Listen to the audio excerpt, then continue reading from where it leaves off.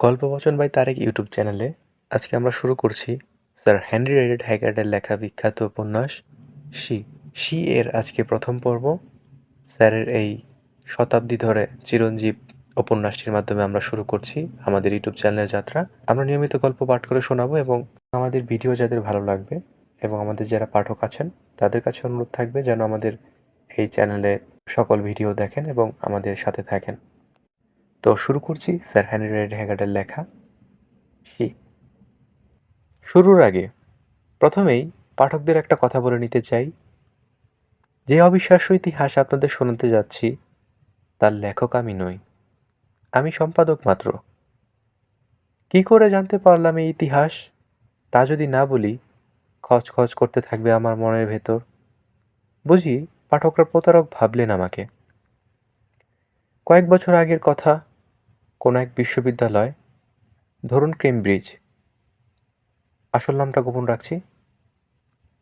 নিজের কিছু কাজ উপলক্ষে এক বন্ধুর বাসায় কিছুদিন থাকতে হয়েছিল। সে সময় একদিন বন্ধুর সাথে হাঁটছি রাস্তা দিয়ে। এমন সময় দেখি দুজন দুজন লোক হাত ধরাধরি করে আসছে।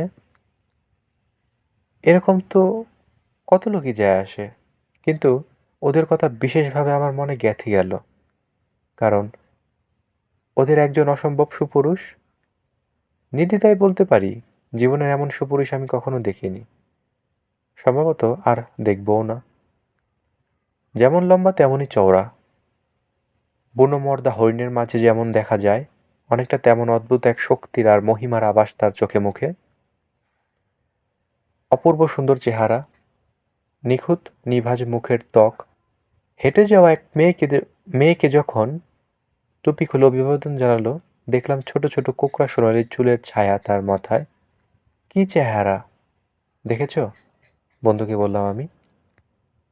সাক্ষাৎ অ্যাপোলোর মূর্তি, যেন প্রাণ পেয়ে নেমে এসেছে মর্তে। হ্যাঁ সূচক জবাব দিল বন্ধু। বিশ্ববিদ্যালয়ের সবচেয়ে সুপুরুষ ব্যক্তি, স্বভাব চরিত্রও সেরকম। সবাই ওকে গ্রিক দেবতা বলে। আর অন্যজনের দিকে তাকাও, ও হলো ভিনসির, ওর অভিভাবক। দুনিয়ার যাবতীয় বিষয় পণ্ডিত, চলন্ত বিশ্বকোষ বলতে পারো। কিন্তু চেহারা দেখে ঠিক উল্টো। আমি বললাম, সত্যি তাই। ভিনসি যেমন সুপুরুষ, ওই লোকটা ঠিক তেমনই কদাকার। বছর 40 হবে বয়সে, ছোট ছোট পাগুলো, বাইরের দিকে বাঁকানো ধনুকের মতো। শরীরের তুলনায় অস্বাভাবিক লম্বা হাত, কালো চুল লোকটার মাথায়, কুতকুতে চোখ, কপালও চুল গজিয়েছে তার, আর গাল ভর্তি দাড়ি উঠে গেছে চুল পর্যন্ত। একমাত্র গরিলার সাথেই তুলনা করা যেতে পারে এই চেহারার। বন্ধুকে বললাম, লোকটার সাথে পরিচিত হতে চাই আমি। ঠিক আছে, জবাব দিল বন্ধু। আমি চিনি ভিনসিকে, এক্ষুনি আলাপ করিয়ে দেব তোমার সাথে। আলাপ হলো। কিছুদিন আগে আফ্রিকার এক অভিযানে শেষে ফিরেছি আমি। সে সম্পর্কে কথা বললাম কয়েক মিনিট। এমন সময় মোটাসোটা এক মহিলা এগিয়ে এলো আমাদের দিকে, সঙ্গে সুন্দরী একটা মেয়ে। সম্ভবত আগে থেকে ওদের সাথে পরিচয় আছে ভিনসির, কারণ ওদের দেখেই ও এগিয়ে গেল আলাপ করার জন্য। আর বয়স্ক লোকটার মুখে ভাব বদলে গেল সঙ্গে সঙ্গে। ইতিমধ্যে তার নাম জেনে ফেলেছি, হলি। আচমকা আলাপ থামিয়ে দিল সে। আমার দিকে তাকিয়ে সামান্য মাথা ঝুঁকিয়ে হেঁটে চলে গেল ক্রস্ত ভঙ্গিতে।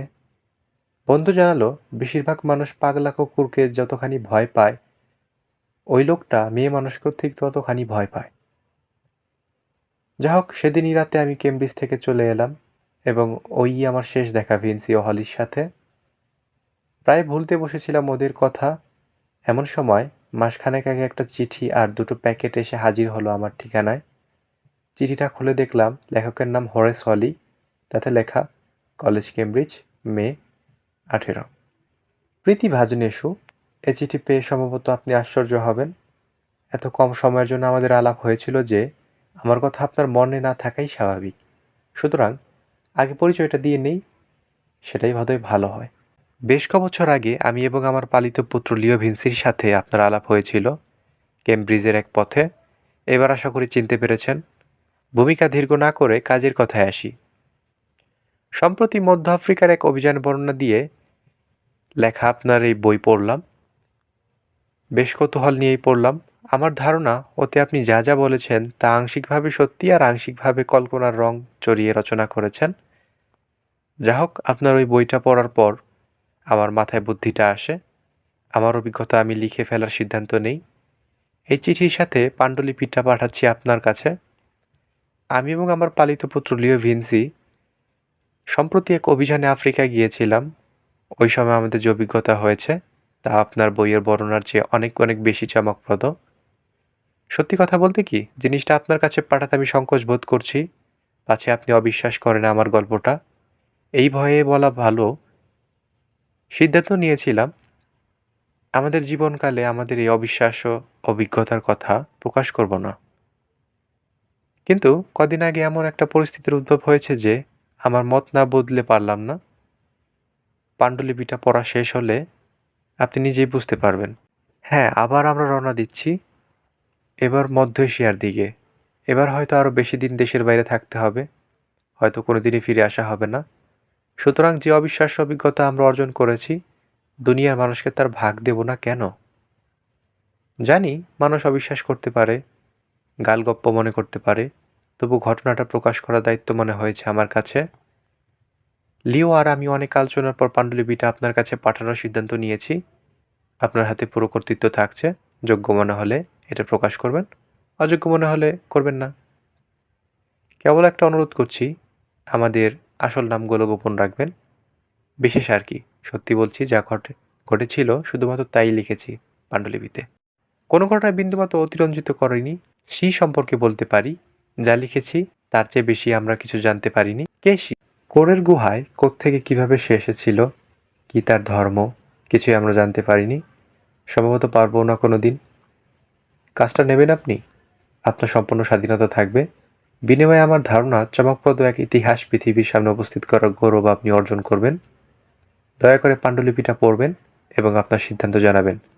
বিশ্বাস করুন, আপনার একান্ত বিশ্বস্ত পুনশ্চত্র। পাণ্ডুলিপিটা প্রকাশ করার পর যদি মুনাফা হয়, সে টাকা দিয়ে আপনার যা ইচ্ছা করতে পারেন। আর যদি ক্ষতি হয়, আমার আইনজ্ঞ মেসার্স জিওফ্রে অ্যান্ড জর্ডানের প্রতি নির্দেশ দিয়ে যাচ্ছি, ওরা পুষিয়ে দেবে। যতদিন না আমরা দাবি করছি ততদিন পোড়ামাটির ফলক, গোলমোহর এবং পার্চমেন্টসের আপনার কাছেই থাকবে। চিঠিটা পড়ে বেশ অবাক হলাম, কিন্তু পাণ্ডুলিপিটা যখন শেষ করলাম তখন শুধু অবাক বললেই ভুল হবে, রীতিমতো স্তম্ভিত হয়ে গেলাম। আমার ধারণা পাঠকরাও হবেন। সঙ্গে সঙ্গে আমি ওটা প্রকাশ করার সিদ্ধান্ত নিলাম এবং সে কথা লিখে জানালাম মিস্টার হলিকে। জবাব এলো 1 সপ্তাহ পর, তবে মিস্টার হলির কাছ থেকে নয়, তার আইনজ্ঞদের কাছ থেকে। তারা জানালেন তাদের মক্কেল এবং মিস্টার লিও ভিনসি ইতিমধ্যে রওনা হয়ে গেছেন তিব্বতের পথে। এই আমার বক্তব্য, বাকিরা পাঠকরা বিচার করবেন। কোনো দু একটা বিষয় সামান্য পরিবর্তন ছাড়া পাণ্ডুলিপিটা সম্পূর্ণ তুলে দিলাম আপনাদের জন্য। আয়শা এবং কোরের গুহাগুলোর রহস্য উন্মোচনের দায়িত্ব থাকলো আপনাদেরই কাছে। প্রত্যেকের জীবনে এমন কিছু ঘটনা ঘটে যা আমরা কোনোদিনই ভুলতে পারি না। তেমন একটা ঘটনার কথা আমি বলতে যাচ্ছি। আমার মনের পর্দা এখনও উজ্জ্বল হয়ে আছে। মনে হয় মাত্র কালই বুঝি ঘটেছিল ঘটনাটা। প্রায় 20 বছর আগের এক রাত, আমি লুডউইড হরেসওয়ালি আমার কেমব্রিজের বাসায় বসে জটিল একটা গাণিতিক সমস্যা সমাধানের চেষ্টা করছি। সেই সন্ধ্যায় শুরু করেছি, এখন মাঝরাত, কিন্তু কিছুতেই বের করতে পারছি না সমাধানটা। শেষমেশ বিরক্ত হয়ে বই খাতা সব ছুঁড়ে ফেলে দিয়ে উঠে পড়লাম। ম্যান্ডেল পিসের ওপর থেকে পাইপটা নিয়ে তামাক ভরলাম। ম্যান্ডেল পিসের ওপর মোমবাতি জ্বলছে, পেছনে লম্বা সরু একটা আয়না। মোমবাতির আগুনে পাইপ ধরাতে গিয়ে চোখ পড়ল আয়নায়। নিজের চেহারাটা দেখতে পেলাম পরিষ্কার। জীবনে যদি কিছু করতে হয় নিজেকে শোনানোর জন্যই যেন বললাম আমি, মাথার ভেতরটা দিয়েই করতে হবে। বাইরেরটা দিয়ে যে কিছুই সম্ভব নয় তা নিশ্চয়ই বুঝতে পারছো। হঠাৎ এমন একটা মন্তব্য কেন? আমার চেহারার কথা বলছি। দেখতে যেমনই হোক, 22 বছর বয়সও বেশিরভাগ লোকের চেহারায় আর কিছু না হোক যৌবনের দীপ্তি অন্তত থাকে, কিন্তু আমার বেলা এই জিনিসটাও অনুপস্থিত। আমাকে কুৎসিত বললে ভুল হবে এবং কমও হবে। বেটে মোটা প্রায় বিকৃত চাপা বুক, লম্বা মোটা মোটা দুটো হাত, চোখগুলো কুতকুতে, ধূসর বিশ্রী মোটা একজোড়া ভুরু। প্রায় সিকি শতাব্দী আগে এমন ছিল আমার চেহারা। দুঃখের বিষয় সামান্য কিছু পরিবর্তন ছাড়া এখনও তেমনই আছে। চেহারার দিক থেকে প্রকৃতি আমাকে বঞ্চিত করেছে তা সন্দেহ নেই, তবে পুষিয়ে দিয়েছে অন্য দিক থেকে। লোহার মতো শক্ত আমার শরীর, অস্বাভাবিক শক্তি পেশিগুলোতে, মগজের শক্তিটাও বলা যায় একটু অসাধারণ। ফলে আমার কোনো বন্ধু নেই, না একজন আছে। কোনো মেয়ে স্বেচ্ছায় কখনো আমার ছায়া বানায়নি। এই গত সপ্তাহে শুনেছি আড়ালে একটা মেয়ে আমাকে বলছিল রাক্ষস। আমি যে শুনে ফেলেছি সে টেরও পাইনি, পেলে হয়তো বলতো না। একবার হঠাৎ করে আমার সম্পর্কে কৌতূহলী হয়ে উঠেছিল একটা মেয়ে। ব্যাপারটা টের পাওয়ার সঙ্গে সঙ্গে আমি পারলে জান দিয়ে ফেলি ওর জন্য। এমন সময় আমার টাকার উৎসটা গেল বন্ধ হয়ে। মেয়েটারও আর চেহারা দেখি না। অনেকদিন পর ওকে খুঁজে বের করে কাকতি মিনতি করলাম। জীবনে ওই প্রথম এবং ওই শেষ কোনো মেয়েকে কাকতি মিনতি করেছি। বললাম যেন আমাকে প্রত্যাখ্যান না করে। কিছুই বলল না সে। আয়নার সামনে নিয়ে গেল আমাকে। আমার পাশে দাঁড়িয়ে বলল, দেখো, আমি যদি বিউটি হই তুমি কে? তখন আবার মাত্র 22 বছর বয়স বা 21। আয়নার সামনে দাঁড়িয়ে নিজেকে কুৎসিত মুখটা দেখতে ইচ্ছে করছিল না। আর এইসব আবোল তাবোল ভাবছি, হঠাৎ একটা শব্দ হলো দরজায়। বাস্তবে ফিরে এলাম আমি। আবার শব্দ, কেউ দরজা ধাক্কাচ্ছে। রাত প্রায় 12টা। এত রাতে কে আসতে পারে? কলেজে একজনই আমার বন্ধু, সম্ভবত পৃথিবীতেও তাই। একটা কাশির শব্দ শোনা গেল বাইরে। তাড়াতাড়ি এগোলাম দরজা খোলার জন্য। কাশিটা পরিচিত। লম্বা এক লোক ব্যস্ত পায়ে ঢুকলো ঘরে। বছর 30 হবে বয়স, অসম্ভব সুন্দর পুরুষালী চেহারা, ডান হাতে ভারী একটা লোহার বাক্স, ওজনে নুয়ে পড়েছে সেটা। সিন্দুকের মতো বাক্সটাও কোনো রকম টেবিলের ওপর রেখেই কাশতে শুরু করলো লোকটা। প্রচণ্ড কাশি। কাশতে কাশতে লাল হয়ে গেল তার মুখ। অবশেষে একটা চেহারায় বসে থুক করে এক গালা রক্ত ফেললো মেঝেতে। একটা গিলাসে খানিকটা হুইস্কি ঢেলে এগিয়ে দিলাম। ওটুকে খেয়ে একটু যেন ভালো বোধ করতে লাগলো সে। তারপর চোখ মুখ কুঁচকে জিজ্ঞেস করলো, এই ঠান্ডায় এতক্ষণ দাঁড় করিয়ে রাখলে কেন? জানো না আমার ঠান্ডায় শ্বাস নেওয়া আর মরে যাওয়া একই কথা আমার জন্য? আমি কি করে জানবো তুমি এসেছো? বললাম আমি। এত রাতে কেউ আসে কারো কাছে? হ্যাঁ, সম্ভবত তোমার কাছে এই আমার শেষ আশা। অনেক কষ্টে একটু হাসার চেষ্টা করলো সে। আমি শেষ হলি, আমি শেষ। মনে হয় না কালকের দিন পর্যন্ত টিকবো। পাগল, বসো, ডাক্তার ডেকে আনছি আমি। হাত নেড়ে আমাকে নিষেধ করলো সে। আমি বুঝতে পারছি আমার অবস্থা খারাপ। ডাক্তার ডেকে লাভ হবে না। আমি ডাক্তারি পড়েছি, ভালোই জানি। কোনো ডাক্তারই আর কিছু করতে পারবে না। আমার শেষ সময় ঘনিয়ে এসেছে। তার চেয়ে যা বলছি মন দিয়ে শোনো, হয়তো দ্বিতীয়বার শোনার জন্য জীবিত পাবে না আমাকে। 2 বছর ধরে আমরা বন্ধু। বলো তো, আমার সম্পর্কে কতটুকু জানো তুমি? জানি তুমি ধনী। সাধারণত যে বয়সে সবাই কলেজ থেকে বেরিয়ে যায় সে বয়সে তুমি কলেজে ভর্তি হয়েছ। তুমি বিবাহিত, তোমার স্ত্রী মারা গেছেন, তাও জানি। আর আর জানি তুমি আমার সবচেয়ে ভালো এবং সম্ভবত একমাত্র বন্ধু। আমার একটা ছেলে আছে, তা জানো? না তো। 5 বছর বয়স। ওর মায়ের বিনিময়ে ওকে পেয়েছি, সেজন্য কোনোদিনই ওর দিকে তাকানোর ইচ্ছে হয়নি আমার। হলি, ছেলেটার ভার আমি তোমাকে দিয়ে যেতে চাই। চেয়ার ছেড়ে প্রায় লাফিয়ে উঠলাম আমি। আমাকে? হ্যাঁ, তোমাকে। গত 2 বছর ধরে খামোখা আমি তোমার সঙ্গে মিশেছি ভাবো। কিছুদিন ধরেই বুঝতে পারলাম আমার দিন শেষ। তখন থেকে খোঁজ করতে থাকি এমন একটা লোক যার জিম্মায় রেখে যেতে পারবো আমার ছেলেকে। আর এটাকে লোহার সিন্দুকটা টোকা দিল সে। তুমি সেই লোক হলি। অনেক ঝড়জল সওয়া প্রাচীন বৃক্ষের মতো শক্ত তুমি। জানি পারবে তুমি ছেলেটাকে মানুষ করে তুলতে। শোনো, আমার মৃত্যুর পর দুনিয়ার সবচেয়ে প্রাচীন বংশগুলোর একটা একমাত্র প্রতিনিধি হিসেবে বেঁচে রইবে ছেলেটা। আমার 65 কি 66তম পূর্বপুরুষ ছিলেন দেবতা আইসিসের মিশরীয় পুরোহিতদের একজন। তুমি হয়তো হেসে উড়িয়ে দেবে, কিন্তু আমি বলছি একদিন নিঃসংশয়ে প্রমাণিত হবে এই কথা। তার নাম ক্যালিক্র্যাটিস। গ্রিসীয় বংশোদ্ভূত হলেও মিশরীয়দের পুরোহিত ছিলেন তিনি। 29তম রাজবংশের এক মেন্ডেসিয়ান ফারাও হাকহোর গ্রিক ভাড়াটে সৈন্যদের নিয়ে এক বাহিনী গঠন করেছিলেন। এই বাহিনীরই সৈনিক ছিলেন তার বাবা। হেরোডোটাস যে ক্যালিক্রেটিসের কথা উল্লেখ করেছেন, আমার বিশ্বাস তিনি আমার পূর্বপুরুষ ক্যালিক্রেটিসের দাদা অথবা পরদাদা। ফারাও পরিবারের এক রাজকন্যা এই পুরোহিত ক্যালিক্রেটিসের প্রেমে পড়েন খ্রিস্টপূর্ব 339 অব্দের দিকে। ফারাওদের চূড়ান্ত পতনের সময় মিশর থেকে পালিয়ে গেলেন ক্যালিক্রেটিস। কোমার্জের ব্রত ভঙ্গ করে সেই রাজকন্যাকে জলপথে পালাচ্ছিলেন তারা। পথে জাহাজডুবি হলো, কোনো মতে তীরে উঠলেন দুজন, দলের বাকিরা মারা গেল। জায়গাটা আফ্রিকার উপকূলে, সম্ভবত আজকের ডেলাগোয়া উপসাগরের উত্তরে কোথাও। প্রচণ্ড কষ্ট সহ্য করে তারা জীবন ধারণ করতে লাগলেন সেখানে। অবশেষে সেখানকার এক জঙ্গলি হাতির দুর্দণ্ড প্রতাপ রানীর অনুগ্রহ লাভ করলেন। জাতিটা জঙ্গলি হলেও তাদের রানী অদ্ভুত সুন্দরী, এক শ্বেতাঙ্গিনী। কোনো কারণটা আমি জানতে পারিনি, বেঁচে থাকলে এই বাক্সের জিনিসগুলো থেকে তোমরা হয়তো জানবে। সেই শ্বেতাঙ্গিনী রানী খুন করে আমার পূর্বপুরুষ ক্যালিক্রেটিসকে। তার স্ত্রী কিভাবে জানি না শিশুপুত্রকে নিয়ে পালিয়ে চলে গেলেন এথেন্সে। ছেলের নাম রাখলেন টিসিসথেনিস, অর্থাৎ শক্তিমান প্রতিশোধ গ্রহণকারী। 500 বা তার কিছু বেশি বছর পর পরিবারটা চলে আসে রোমে। কী পরিস্থিতিতে, কেন, কিছুই জানা যায়নি। এখানে ওরা 5 শতাব্দী বা তার কিছু বেশি সময় বসবাস করেছে। তারপর 770 খ্রিস্টাব্দের দিকে শার্লেমেন যখন লোম্বার্ডি দখল করলেন, ওরা চলে গেল লোম্বার্ডিতে। পরিবারের কর্তা খুব ঘনিষ্ঠ হয়ে ওঠেন সম্রাটের সাথে।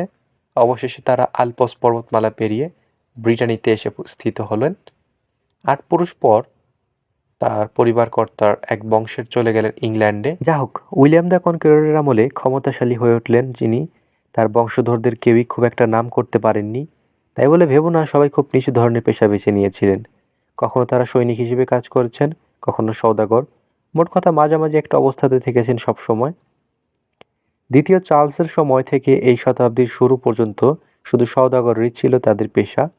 1790-এর দিকে আমার দাদা মদ চোলাইয়ের ব্যবসা করে বেশ মোটা অঙ্কের সম্পদের মালিক হয়ে যান। 1821 সালে তিনি মারা গেলে আমার বাবা উত্তরাধিকারী সূত্রে মালিক হলেন তার সম্পত্তির। ওই বিশাল সম্পত্তির বেশিরভাগই বাজে খরচে উড়িয়ে দিলেন বাবা। 10 বছর আগে মারা গেছেন তিনি। আমার জন্য রেখে গেছেন বছরে 2000 পাউন্ড আয়ের সম্পত্তি। হাতে নগদ টাকা আসার সঙ্গে সঙ্গে আমি বেরিয়ে পড়লাম অভিযানে। এটার সঙ্গে সম্পর্ক ছিল সেই অভিযানে। লোহার বাক্সটার দিকে ইশারা করলো সে। শোচনীয়ভাবে শেষ হলো আমার সেই অভিযান। কোনো মতে প্রাণ নিয়ে ফিরতে পারলাম আমি। ফেরার পথে দক্ষিণ ইউরোপে ভ্রমণ করলাম। শেষে পৌঁছলাম এথেন্সে। ওখানে পরিচয় হলো আমার প্রিয়তমা স্ত্রীর সাথে। আমার গ্রিক পূর্বপুরুষদের ঢঙে যদি নাম দেওয়া হতো তাহলে হয়তো ওর নাম হতো অপরূপা। ওকে বিয়ে করলাম আমি। 1 বছর পর আমার এক ছেলেকে জন্ম দিতে গিয়ে মারা গেল ও। কিছুক্ষণের জন্য থামল সে, মাথাটা ঝুলে পড়ল হাতের ওপর। একটু পরে আবার শুরু করলো। বিয়ে আমাকে সরিয়ে দিল আমার কাছ থেকে। এখন ইচ্ছে করলো আর তাতে ঢুকতে পারবো না আমি। আমার সময় শেষ হলি, আমার সময় শেষ। আমি যে দায়িত্ব তোমাকে দিয়ে যাচ্ছি তা যদি নাও, একদিন সব জানতে পারবে তুমি। স্ত্রীর মৃত্যুর পর মন শক্ত করে আরেকবার চেষ্টা করার সিদ্ধান্ত আমি নিয়েছিলাম, কিন্তু আমার প্রথম অভিযানের অভিজ্ঞতা থেকে বুঝতে পারলাম পূবদেশীয় কথ্য ভাষা, বিশেষ করে আরবি বলায় দক্ষ না হলে লাভ হবে না। এ ভাষা শেখার জন্য এখানে এসেছিলাম আমি। এখানে আসার কিছুদিনের ভেতরেই আমি এই রোগটা দেখতে পাই। এখন তো শেষ অবস্থায় এসে পড়েছি। কথাটার ওপর জোর দেওয়ার জন্যই যেন তীব্র কাশির দমকে কুঁকড়ে গেল সে। আমি আর একটু হুইস্কি দিলাম তাকে। খেয়ে আবার সুস্থ বোধ করতে লাগলো সে। বলে চলল, লিও মানে আমার ছেলেকে কখনো দেখিনি আমি। জন্মের পর যখন ছোট্ট এতটুকুন ছিল তখন দেখেছি, তারপর আর না। দেখার ইচ্ছে হয়নি কখনো। তবে শুনেছি এখন নাকি খুব চটপটে হয়েছে, সুন্দরও। পকেট থেকে আমার নাম লেখা একটা চিঠি বের করলো সে। আমার দিকে এগিয়ে দিয়ে বলল, এতে আমি লিখে দিয়েছি কি পাঠ্যক্রম অনুসরণ করবে ছেলেটাকে লেখাপড়া করানোর সময়। একটু অদ্ভুত মনে হবে, কিন্তু উপায় নেই, ওভাবেই গড়ে উঠতে হবে ওকে। সে কারণে অপরিচিত কারো ওপর ভার দেওয়া যাবে না। হলি, তুমি নেবে দায়িত্ব? কি দায়িত্ব সেটা আগে জানতে হবে তো আমাকে। আমার ছেলে লিওর দায়িত্ব। ওর বয়স 25 না হওয়া পর্যন্ত তোমার কাছে থাকবে। একটা কথা মনে রাখবে, কখনো স্কুলে পাঠাবে না ওকে। যেদিন ওর বয়স 25 হবে সেদিনই শেষ হবে তোমার অভিভাবকত্ব। তোমার অভিভাবকত্ব শেষ হওয়ার পর তারপর এই চাবিগুলো দিয়ে টেবিলের ওপর রাখলো সে চাবি কটা। ওই লোহার বাক্সটা খুলবে, ওকে পড়তে দেবে ভেতরের জিনিসগুলো। পড়া শেষ হলে ওকে জিজ্ঞেস করবে রহস্য অনুসন্ধানে যেতে চায় কি না। কোনো রকম বাধ্যবাধকতা নেই, ওর ইচ্ছা হলে চলে যাবে, না হলে যাবে না। এবার শোনো শর্তগুলো। আমার বর্তমান আয় বছরে 2200। যদি আমার ছেলের অভিভাবকত্ব নাও, তাহলে আমার উইল অনুযায়ী ওর অর্ধেকটা তুমি পেতে থাকবে সারা জীবন। বছরে 1000 তোমার পারিশ্রমিক। আগেই বলেছি ওকে স্কুলে পাঠাতে পারবে না, সুতরাং ছেলেটাকে মানুষ করতে হলে জীবন দিয়ে খাটতে হবে তোমাকে। আর 100 হচ্ছে ছেলেটার ভরণ পোষণের খরচ। বাকি অর্ধেক লিওর 25 বছর বয়স অবধি না অবধি জমা হতে থাকবে। যে রহস্যের কথা বললাম তা সমাধানের জন্য যদিও বেরোতে চায়, তখন যেন মোটা অঙ্কের একটা টাকা থাকে হাতে, সেটারই ব্যবস্থা। ধরো দায়িত্ব শেষ হওয়ার আগে আমি মারা গেলাম, তখন জিজ্ঞেস করলাম আমি। চ্যান্সারই ওর অভিভাবক হবে। তোমাকে শুধু একটা উইল করে যেতে হবে যেন এই বাক্সটার মালিক হয় লিও। শোনো হলি, আমাকে ফিরিয়ে দিও না। বিশ্বাস করো, তুমি ছাড়া আর কেউ পারবে না এই দায়িত্ব নিতে। আগ্রহী চোখে আমার দিকে তাকালো সে। আমি এখন ইতস্তত করছি। দায়িত্বটা এত অদ্ভুত। আমার মুখ চেয়ে দায়িত্বটা নাও হলি। আমাদের বন্ধুত্বের কথা স্মরণ করো। তাছাড়া আমার শরীরে যা অবস্থা, আর কোনো ব্যবস্থা করার সময় আমি পাবো না। ঠিক আছে, অবশেষে আমি বললাম, আমি করব। তবে এতে যা লিখেছ তা যদি আমার মনোপুত হয় তবেই। একটু আগে যে খামটা দিয়েছে সেটা দেখলাম। আহ, বাঁচালে হলি। কি বলে তোমাকে ধন্যবাদ দেব জানি না। নিশ্চিত থাকো, তোমার মনোপুত হবে না এমন কোনো কথাই ওতে নেই। কথা দাও বাবার মতন মানুষ করবে ওকে। আর ওই চিঠিতে আমি যেভাবে বলেছি ওভাবেই ওকে শিক্ষা দেবে। বেশ, কথা দিলাম। এবার তাহলে যাই আমি হলি। বাক্সটা রইল এখানে, খামের ভেতর পাবে উইল। ছেলেটাকে আনিয়ে নিও। উইলটা দেখালে ওরা দিয়ে দিবে তোমার কাছে। তোমার সততা সম্পর্কে আমার কোনো সন্দেহ নেই হলি। তবু বলছি, যদি বিশ্বাসঘাতকতা করো, আমার আত্মা সারা জীবন তোমাকে তাড়া করে ফিরবে। কিছু বললাম না আমি, আসলে বলতে পারলাম না। চেয়ার ছেড়ে উঠে দাঁড়ালো সে। মোমবাতিটা তুলে নিয়ে আয়নায় নিজের প্রতিবিম্বের দিকে তাকালো। মুখটা এককালে সুন্দর ছিল, কিন্তু অসুখ সেটাকে বিধ্বস্ত করে দিয়েছে।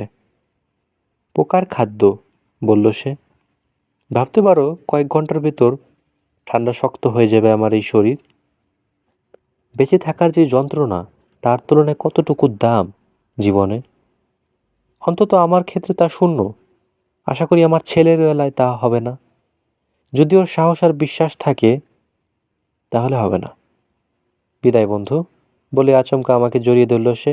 কপালে একটা চুমু খেয়ে ঘুরে দাঁড়ালো যাওয়ার জন্য।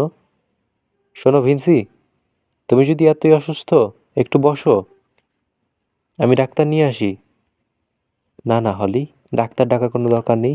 ডাক্তার আমার মরণ ঠেকাতে পারবে না। বিষ খাওয়া ইঁদুরের মতো মরবো। আমি চাই না সে সময় কেউ থাকুক আমার কাছে। না না ভিনসি, আমি বিশ্বাস করি না। হাসলো সে। একটা মাত্র কথা উচ্চারণ করলো, মনে রেখো তোমার দায়িত্ব। তারপর চলে গেল। আর আমি আস্তে আস্তে বসে পড়লাম একটা চেয়ারে। ভিনসিকে ঠেকানোর কথা মনে পড়ল না। বসে বসে চোখ ডলতে লাগলাম, যেন নিশ্চিত হতে চাইছি সত্যি জেগে আছি না স্বপ্ন দেখছি। স্বপ্ন যে দেখছি না তা বুঝতে অসুবিধা হলো না। তখন মনে হলো নিশ্চয়ই মাতাল অবস্থায় ছিল ভিনসি। ও যা বলে গেল বা করে গেল, কোনো স্বাভাবিক মানুষের পক্ষে তা বলা বা করা সম্ভব নয়। অনেকগুলো প্রশ্ন জাগলো আমার মনে। এক এক করে সেগুলোর উত্তর খুঁজতে লাগলাম। 5 বছর বয়সের একটা ছেলে আছে, অথচ তাকে বাচ্চা বয়সে ছাড়া কখনো দেখেনি। সম্ভব? না, এত নিখুঁতভাবে কেউ তার মৃত্যুর কথা আগে থাকতে বলে দিতে পারে, এটাও অসম্ভব।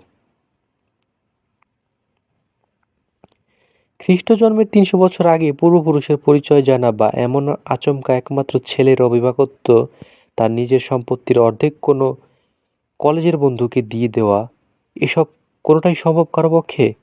অবশ্যই না। তাহলে হয় পাগল হয়ে গেছে, নয়তো মাতাল অবস্থায় ছিল ভিনসি। তাই যদি হয়, লোহার বাক্সটায় কি আছে? মাথা মুন্ডু কিছুই বুঝতে পারছি না। পাগল হওয়ার অবস্থা আমারও। শেষে বিরক্ত হয়ে শুয়ে পড়লাম বিছানায়। সঙ্গে সঙ্গে তলিয়ে গেলাম গভীর ঘুমে। ঘুম ভাঙল সকাল 8টায়। শুনলাম কে যেন ডাকছে আমার নাম ধরে। উঠে গিয়ে দেখি জন। কলেজে নানা কাজে আমাকে আর ভিন্সিকে সাহায্য করে ছেলেটা। কি ব্যাপার জন, কি হয়েছে জিজ্ঞেস করলাম আমি। এমন চেঁচাচ্ছ, ভূত দেখেছ নাকি? আরও খারাপ স্যার, জবাব দিল সে। লাশ। রোজকার মতো আজও মিস্টার ভিন্সিকে ডাকতে গিয়েছিলাম, গিয়ে দেখি ঠান্ডা শক্ত মরে পড়ে আছেন। হতভাগ্য ভিন্সির মৃত্যুতে বেশ একটা আলোড়ন হলো কলেজে। তবে তার মৃত্যুর কারণ অনুসন্ধানে কোনো তোড়জোড় হলো না, কারণ সবাই জানতো অসুস্থ। তাছাড়া ডাক্তারও রায় দিলেন মৃত্যুটা স্বাভাবিক। আগের দিন রাতে ওর সাথে আমার যে আলাপ হয়েছিল সে সম্পর্কে আমি কোনো উচ্চবাচ্য করলাম না, শুধু বললাম প্রায়ই যেমন আসতো সেদিনও তেমন এসেছিল আমার কাছে। অন্ত্যেষ্টিক্রিয়ার দিন এক আইনজীবী এলেন লন্ডন থেকে, ভিন্সির শবযাত্রার অংশ নিলেন ভদ্রলোক, তারপর চলে গেলেন। যাওয়ার আগে ওর ঘর থেকে নিয়ে গেলেন উত্তরাধিকার সংক্রান্ত কাগজগুলো। নিশ্চয়ই ভিন্সির উকিলকে আগেই জানিয়েছিলেন কোথাও পাওয়া যাবে এগুলো। লোহার বাক্সটা রইল আমার কাছে। পরের 1 সপ্তাহ আর এ নিয়ে ভাবনা চিন্তার সুযোগ পেলাম না আমি। ভীষণ ব্যস্ত থাকতে হলো ফেলোশিপের পরীক্ষা নিয়ে। অবশেষে শেষ হলো পরীক্ষা। ক্লান্ত শরীরে ঘরে ফিরে ডুবে গেলাম একটা আরাম কেদারায়। মনটা বেশ খুশি খুশি, ভালোই হয়েছে পরীক্ষা, আর সব চিন্তা বিদায় হয়েছে, মস্তিষ্কটা ফাঁকা। এই সুযোগে আবার গুড়ি মেরে এলো ভিন্সি, তার ছেলে, তার সম্পত্তি, তার রহস্যময় আচরণ। প্রথম থেকে শেষ পর্যন্ত ভেবে দেখলাম আবার। মনে হলো একটাই সিদ্ধান্ত টানা যায়, আত্মহত্যা করেছে ভিন্সি। কিন্তু কেন, এই প্রশ্নের সমাধান আমার জানা নেই। লোহার সিন্দুকটা খুলতে পারলে হয়তো জানা যেত, কিন্তু তা সম্ভব নয়। ভিন্সির কাছে প্রতিজ্ঞা করেছি ওর ছেলের বয়স 25 হওয়া আগে খোলা হবে না ওটা। বসে বসে ভাবছি এসব, এমন সময় দরজার শব্দ। বড় পেট মোটা নীল একটা খাম নিয়ে আমার কাছে এলো ডাক পিয়ন। দেখেই বুঝলাম উকিলের চিঠি, আর নিঃশব্দে ভিন্সির দেয়া দায়িত্বের সাথে এক সম্পর্ক আছে এখানে। চিঠিটা পড়লাম। ভিন্সি তার সম্পত্তি আর ছেলের দায়িত্ব নেওয়া সম্পর্কে যা যা বলেছিল প্রায় তাই বলেছেন আইনজীবী। অতিরিক্ত যা বলেছেন তা হলো নাবালক লিও ভিন্সির স্বার্থ ঠিকমতো রক্ষা হচ্ছে কিনা তা তদারকির জন্য ভিন্সির উইলের ব্যাপারটা কোর্ট অফ চ্যান্সারিসের জানিয়েছেন তারা। বাচ্চাটাকে কবে, কোথায়, কিভাবে হস্তান্তর করবেন তা জানতে চেয়েছেন সবশেষে। চিঠি নিচে স্বাক্ষর রয়েছে জিওফ্রে অ্যান্ড জর্ডান। চিঠি রেখে এবার উইলের অনুলিপিটা তুলে নিলাম। সহজ ভাষায় পরিষ্কার করে লেখা। আমার সাথে শেষ সাক্ষাতের সময় উইল সম্পর্কে ভিন্সি যা যা বলেছিল হবু তাই। তার মানে সত্যি ছেলেটা দায়িত্ব নিতে হবে আমাকে। হঠাৎ মনে পড়ল লোহার সিন্দুকের সঙ্গে যে চিঠিটা রেখে গিয়েছিল সেটা কথা। তার নিয়ে এসে খুললাম চিঠিটা। প্রথমে লেখা, লিওর 25তম জন্মদিনে সিন্দুকটা খোলার নির্দেশ। তারপর লিখেছে কী কী পদ্ধতি এবং শিক্ষাক্রম অনুসরণ করতে হবে ছেলেটার শিক্ষার ব্যাপারে। গ্রিক, উচ্চতর গণিত, আরবি যেন অবশ্যই পড়ানো হয় সে সম্পর্কে রয়েছে স্পষ্ট নির্দেশ। সবশেষে পুনশ্চিত্ত দিয়ে লিখেছেন, 25 বছর বয়স হওয়ার আগেই যদি ছেলেটা মারা যায়, যদি ওর বিশ্বাস তেমন কিছু ঘটবে না, আমি খুলব সিন্দুকটা এবং যেসব তথ্য পাবো নিজেকে যোগ্য মনে করলে সে অনুযায়ী বের হব রহস্য অনুসন্ধানে। আর অযোগ্য মনে হলে পুড়িয়ে ফেলতে হবে ভেতরের জিনিসগুলো। কোনো পরিস্থিতিতে অপরিচিত কারো কাছে দেয়া চলবে না এসব। চিঠিটা পড়ার পর আপত্তি করার মতো কিছু খুঁজে পেলাম না আমি। মেসাজ জিওফ্রে অ্যান্ড জর্ডানকে লিখে দিলাম, দায়িত্ব গ্রহণ করছি। আশা করি দিন দশকের ভেতর আমি লিও ভিন্সির অভিজ্ঞতা পেয়ে যাব। চিঠিটা পাঠিয়ে দিলাম কলেজ কর্তৃপক্ষের কাছে।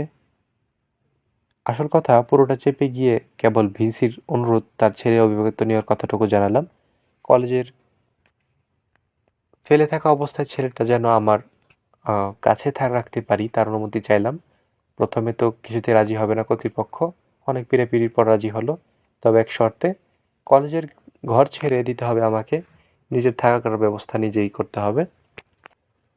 ভালো কথা, একটু কষ্ট হলেও কলেজের কাছাকাছি একটা বাসা খুঁজে বের করতে সফল হলাম আমি। এবার ছেলেটার দেখাশোনার জন্য একজন লোক ঠিক করতে হবে। একটা ব্যাপার ভেবে রেখেছি প্রথমেই, কোনো মহিলাকে খবরদারি করতে দেব না লিওর ওপর।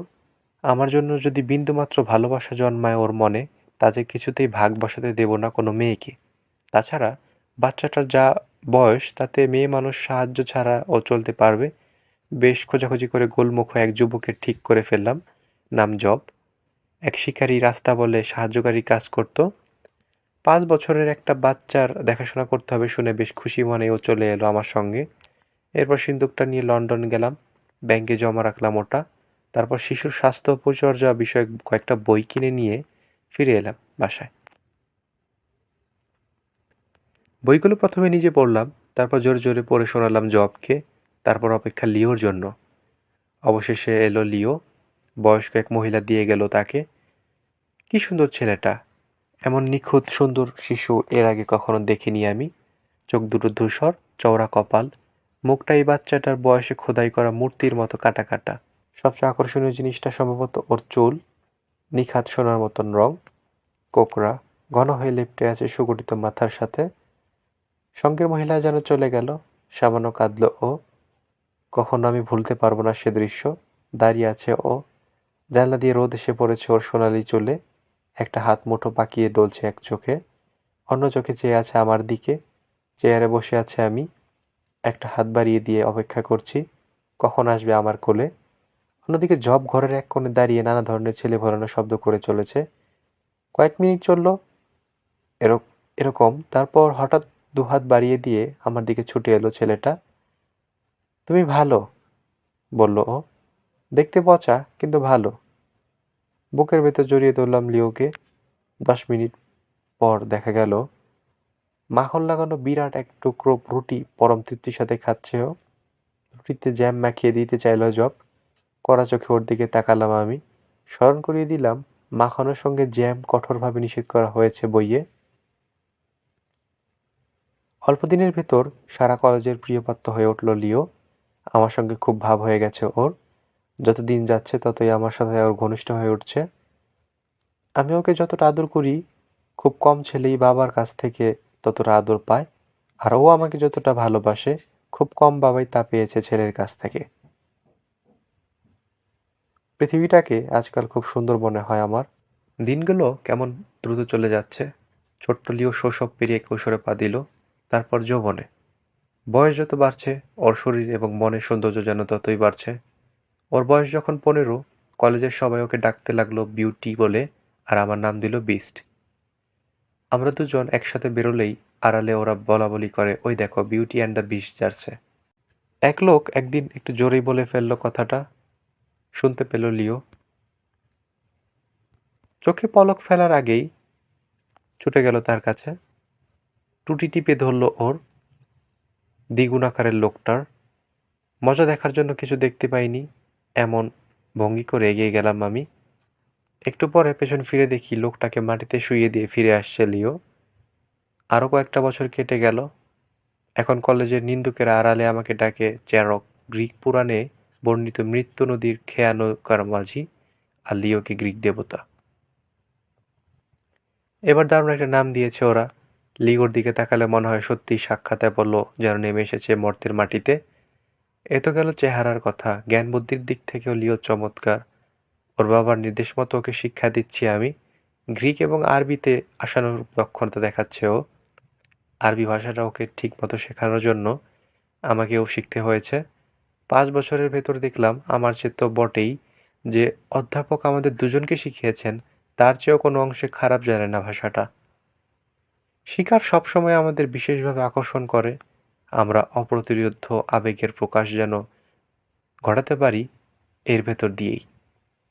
লিওর মাঝেও আমি সঞ্চারিত করেছি এই আবেগটা। প্রতি শরতে আমরা কোথাও না কোথাও চলে যাই, হয় মাছ ধরতে, নয়তো শিকার করতে। কখনো স্কটল্যান্ডে, কখনো নরওয়েতে, রাশিয়াতেও গিয়েছি একবার। বন্ধুকে আমার হাতের টিপ খুব ভালো, কিন্তু আজকাল দেখছি আমাকেও হারিয়ে দিচ্ছে লিও। লিওর বয়স যখন 18, ওকে কলেজে ভর্তি করে দিলাম। 21 বছর বয়সে ওর ডিগ্রি নিয়ে বেরোলো। সম্মানজনক একটা ডিগ্রি, যদিও খুব একটা উঁচু নয়। এই সময় আমি প্রথমবারের মতন ওকে ওর ইতিহাস শোনালাম। সামনে যে রহস্য উন্মোচন করতে হবে তা বললাম। খুব কৌতূহলী হয়ে উঠল লিও। আমি বললাম, 25 বছর বয়স হওয়ার আগে কৌতূহল মেটানোর কোনো উপায় নেই। কেননা ওর বাবা সেরকমই নির্দেশ দিয়ে গেছে। ওকে নিয়ে একটা মাত্র ঝামেলা আমার, কোনো মেয়ে পরিচিত হওয়া মাত্র প্রেমে পড়ে যায় ওর। তবে আমার ভাগ্য ভালো, খুবই বুদ্ধিমান ছেলেটা। প্রেমের প্রতিটা ফাঁদি সাফল্যের সঙ্গে কেটে বেরিয়ে আসে ও। এভাবে পেরিয়ে গেল বাকি দিন কটা। 25 বছর পূর্ণ হলো লিওর। লিওর 25তম জন্মদিনের আগের দিন আমরা দুজনেই লন্ডন গেলাম। সেই রহস্যময় সিন্দুকটা ব্যাংক থেকে তুলে সন্ধ্যার দিকে ফিরে এলাম কেমব্রিজে। সারা রাত ঘুমোতে পারলাম না আমরা। ভোর হওয়ার সঙ্গে সঙ্গে ঘরে হাজির হলো লিও। পরনে এখনো রাতের পোশাক। ওর ইচ্ছা এখনই খোলা হোক সিন্দুকটা।